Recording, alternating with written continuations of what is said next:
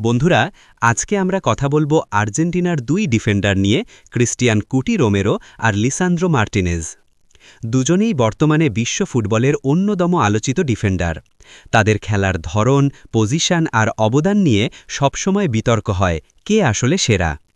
Romero পরিচিতি ও position. Cristian কুটি Romero বর্তমানে টটেনাম হটস্পরে খেলেন। তিনি একজন সেন্টার ব্যাক, তবে ডান পাশে খেলা তার জন্য বেশি স্বাচ্ছন্দ্যের। তার সবচেয়ে বড় শক্তি হল ট্যাকলিং আর এয়ারিয়াল ডুয়েল জেতা। আক্রমণ ভাগ থেকে বল কেটে নেওয়ার ক্ষেত্রে তিনি দারুণ।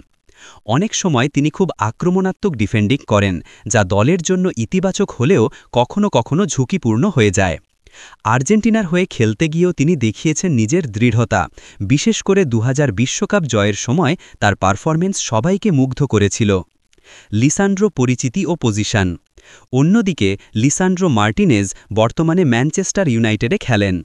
তার ডাকনাম হল দ্য বুচার, কারণ তিনি মাঠে খুব কঠিন ও শক্তভাবে খেলেন।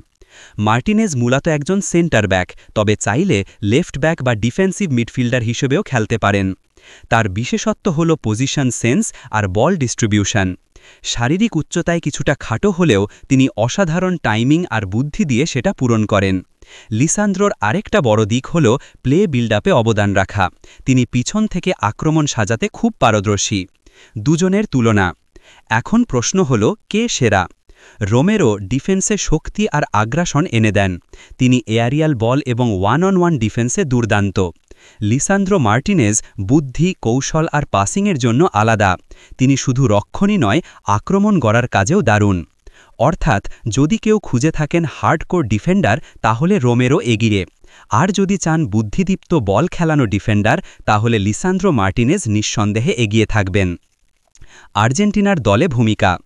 আর্জেন্টিনার জাতীয় দলে দুজনকেই কোচ স্কালোনি ভিন্ন ভিন্ন পরিস্থিতিতে ব্যবহার করেন। রোমেরো সাধারণত ডিফেন্সের কেন্দ্রকে শক্ত করে রাখেন। লিসান্দ্রো আসেন সেই ডিফেন্সকে আরও টেকনিক্যাল ও ব্যালেন্সড করতে। দুজন মিলে খেললে আর্জেন্টিনার ডিফেন্স হয় আরও ভয়ঙ্কর, যা আমরা বিশ্বকাপে দেখেছি। কনক্লুশন। সুতরাং কে সেরা সেটা নির্ভর করে আপনার দৃষ্টিভঙ্গির ওপর।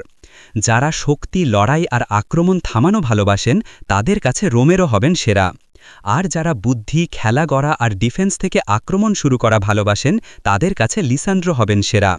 শেষ পর্যন্ত দুজনেই আর্জেন্টিনার ডিফেন্সকে নতুন উচ্চতায় নিয়ে গেছেন। আর এই কারণেই আর্জেন্টিনা আজকে বিশ্বের অন্যতম দল।